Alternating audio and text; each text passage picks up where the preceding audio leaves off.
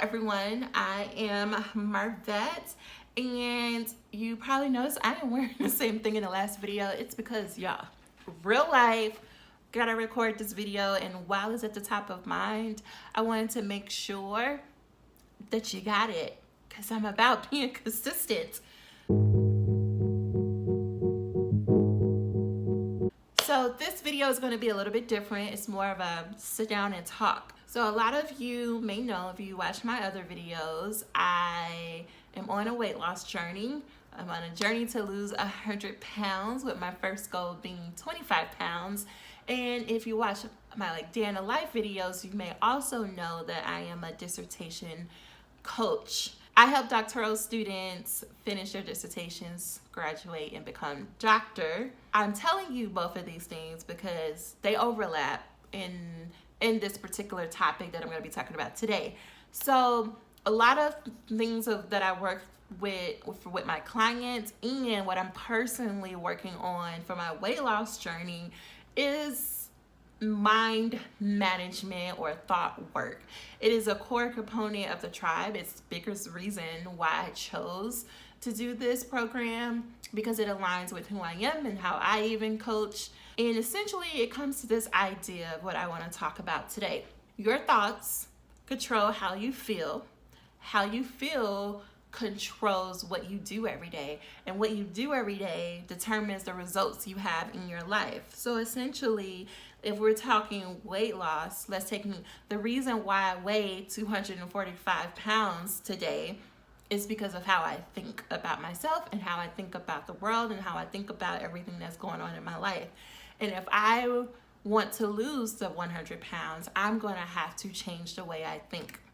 Now, I'm sure you've heard that many of times, right? We all hear, like, you just need to think differently about it. I heard about that a lot growing up, and it made absolute no sense. Like, it made sense conceptually, like, sure, think more positive, but like no one really talked about, like, what exactly does that mean to change your thoughts or to think differently, right? And if you're like me, maybe you have tried to will yourself to be like, I'm gonna be positive, I'm gonna think that I can do it, I can lose 100 pounds. And maybe you did the affirmations and them looking in the mirror and all the things, and those things work. However, the challenge is, if you don't believe what you're saying or those affirmations, or you're forcing yourself, white knuckling, as Korean like to say, who's the leader of PNP, which is the program that I'm doing for weight loss.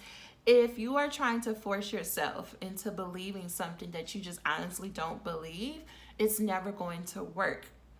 And it wasn't until someone sat me down, or I listened on a podcast really, to say, this is what we mean when we say your thoughts determine how your life is ending up. So here's an example of what this may look like. You may have a thought, like one of my old thoughts was, I would never lose weight, right? That would repeat in my mind, I will never lose weight. And because I used to think that in my mind, it made me feel like essentially, what's the point? Or F it. I'm trying to think of a feeling, like that's how it made me feel like that. And as a result, I would just say, as a result of feeling like F it, I just would continue to eat. I would continue to eat my 2 donuts every day and drink at least 2 energy drinks every day. I would go all day without eating after the donuts. And then when I finally did eat, it was probably me going through a drive-through like McDonald's and getting a number 1, because that's my favorite thing, is a Big Mac at McDonald's. And then at night, I would eat a bunch of like chocolate and sweets, and then start the whole thing over. I was not sleeping well because I would just stay up and be on Instagram. Like, what's the point of trying to go to sleep? I can't sleep anyway, right? Like, I wouldn't really drink water. Like, that was just my normal. And it all goes back to that thought of, I can't lose weight, because that was my belief. And it wasn't until I started to question, like, is that true? Like, do you really know if that's true? Or is this just something you've been used to repeating to yourself? It's what I had to ask myself. And so now I become more consistent with doing the actual practice of looking at my thoughts right? In a very black and white sort of situation. Because the number one thing that I noticed that I was doing, I'm going to get my notes here. The number one thing I noticed that I was doing and that I see my clients doing is that we're always trying to work things out in our minds. We think, oh, I don't need to journal. I don't like to journal. I'm not a writer. Whatever the story is, right? We think we can just think our way through it. And what happens is your brain, there's a lot happening there in all of our brains. And things seem different on the inside of our brains than they do when we write it down on paper. So here's my latest journal. And I want to share with you part of my morning practice. Now, if you watch my morning routine video, then you would see me talk about this. I'm going to make sure I link it in one of the cards here. And I don't even know if that's the right side. But yeah, you would have seen that every morning. I'm trying to find a page that you can actually see because I've been writing in different colors. But every morning you will see that I will sit down at my desk and I will just do a thought download or a brain dump in which I just literally write out all of my thoughts that are coming up for me. I just write them all out. Why do I do that? Because remember I said your thoughts, they seem really different in your brain. So it's important for us to have a way that we can review them that's not inside of our brain. Plus, when you remove, like, think of all of your thoughts. Like, we have something like 60 or 80,000 thoughts a day, right? And that is all clouded up in there. And think of your brain as a very junky closet, right? You know, we have that closet or that junk drawer. We all have that, right? That we don't open the door because there's too much in there.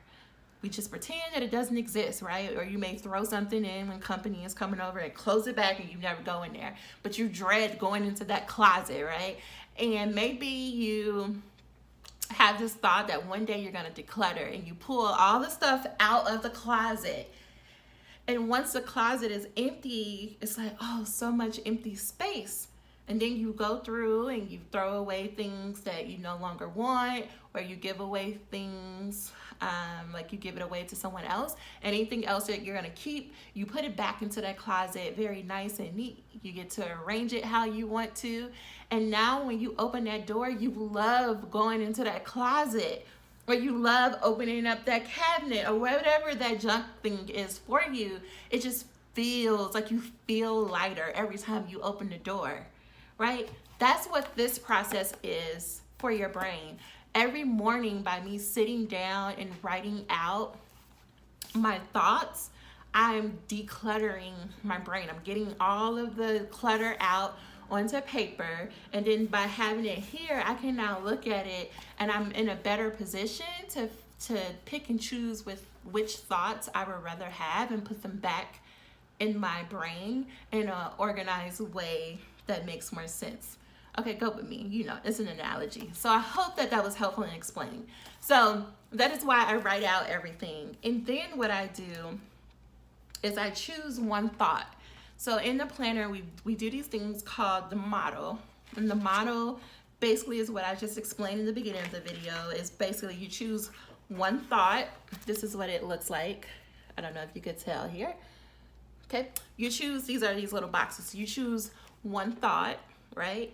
And just how I did with I will never lose 100 pounds, you choose one thought and then you think, when I hear this thought out loud or when I read this thought, how does that make me feel? And when I feel this way, what do I do throughout my day? And when I do this consistently, like what happens as a result? And so I do that with one thought and I write that out, right? So if we go back to my example of the thought of I will never lose weight, right? And it making me feel like F it, and then I just don't drink the water and I don't work out and I don't care about what I'm eating. And as a result, I weigh 245 pounds, right? So if we take that and we're like, okay, we know when you think this is what happens. What would I want to think instead if I could? So maybe my thought that I would want to choose instead would be, I think I could lose this weight. I think I could lose 100 pounds. Let's just say that's my new thought. I think I can lose 100 pounds. That feels hopeful. And when I feel hopeful, then, or maybe hopeful, or maybe it's curious, right? When I feel hopeful or curious, then I may say, I'll start with just drinking 64 ounces of water every day. That's what I'll commit to, drinking at least 64 ounces of water every day. And my result is, when I feel hopeful or curious, then my actions may look like drink 64 ounces of water, or what happens if I replace one of my energy drinks with water to increase my water intake, right? Because I'm more curious or hopeful about it. And me doing that over a consistent period of time, I start to see or notice changes in my body, right? Maybe it shows up on the scale. Maybe I just feel like I have more energy. But whatever, I have a result, right? It starts to move me towards a direction of maybe I could lose weight, right? Because I start to notice changes in my body. So that was an off the cuff example, right, of how really doing that intentional work. Now you may say, ma'am, I do not have time to sit there and journal and think about what I think about. I have real life experiences. I have kids. I have all the things. And my response to you is, what if I told you this only took me like 5 to 10 minutes a day? It's just taking me longer to explain it than it actually does me doing the work every day.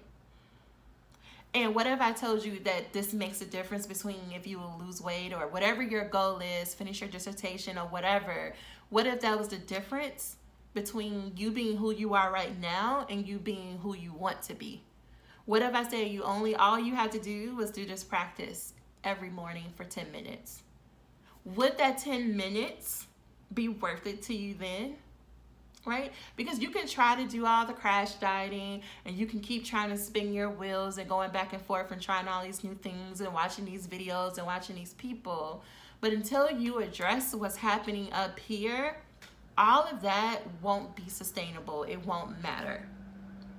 And I know this to be true, that when you focus on your thoughts and how your thoughts impact how you feel and how that impacts how you show up every day, when you think about that, amazing results happen. It is how I finished my dissertation in 4 months. It is how I even started my business, and I've been in business for 2.5 years, and I have replaced my income from my 9 to 5. It is how I'm able to navigate my anxiety and my depression so much better than I was in the past. I just did a video on Sunday talking about how years ago I would have been crushed when, when the holidays come around, anxiety and depression ramps up for me. It would have completely taken me out for weeks at a time. I wouldn't have been able to recover. And this time I have been able to keep going. Has it been at the same speed? But no, it is nothing like it was in the past. And it's all because I do this practice. There's some other things I can share with you that I share with my clients, but I will tell you the truth that it goes back to this practice. It goes back to what is happening in my mind. Did you do your brain dump? Have you been doing your models and looking at how your thoughts are impacting how you're feeling and how that's impacting your actions and your results? Have you been doing those things? And whenever I feel my anxiety and depression begin to really spiral, I go back to, have you been doing your practice? Because when I don't do this, I notice that I'm not concerned about my eating. It shows up on a scale. It shows up at work. It shows up in my business. It shows up in my relationships because I stopped paying attention to how I was thinking. So definitely you should try this. If you're a client, that's the look. You should be doing this. But I'm happy to answer any questions, and if you like videos like this, I can keep going. But I want this channel to be more than just my journey and my results every day and how things are going in my business. I want to help you do the same thing for you. Even if it's not weight loss or it's not business, you have a goal that you want to do, and these principles apply. So I want this to be helpful. So I'm going to stop there because I've been talking way more than I intended to, but I'm curious, what did you think about this video? Do you think this is a practice that you can use every day? If so, let me know down in the comments. If you like this video, give it a thumbs up. If you're not subscribed, please click that subscribe button and make sure you hit the notification bell so you never miss a video. That's gonna do it for me. I'll be back Sunday with a weigh-in. And until then, do something to show yourself some love. Bye for now.